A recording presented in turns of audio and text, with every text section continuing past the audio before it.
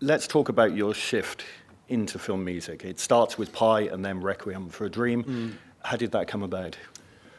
Well, after I left the band, which was in 1996, I think, I moved to New York, in one of those ridiculous egocentric sort of things. Oh, I'll move to New York, make a solo record, it's going to be great, As it turned out, I was broke, depressed, and, I really didn't really flourish there at all. But through a friend of a friend, I met Darren Aronofsky.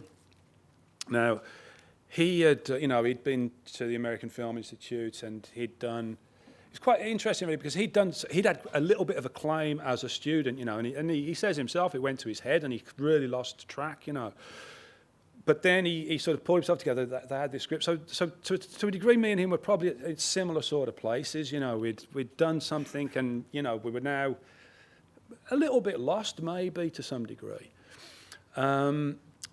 But he didn't know anybody else that could write music. I mean, I'd never written for a film before, but he, in some respects, I think if it had somebody who'd had some experience, maybe he would have gone with somebody else. But having said that, that's not really Darren's style either. Darren is always prepared to take a chance, and let's see what we get, because he doesn't want, the regular sort of thing. He would, be mortified, probably. No offense I'm going to say Hans Zimmer. No offense to Hans, but Darren would be mortified with that type of music on his film because it's, it's what we know as film music to a degree, And I think one of the things that helped our relationship was the fact that, I didn't know what I was doing, and that with that naivety there comes a fearlessness, really, because you don't know that you're even doing something wrong. If you are doing something wrong, there's nobody there saying to, oh, we don't like that, we don't do that. It just came down to what Darren and I liked, and we were very fortunate with Pi because there was no money to make the film.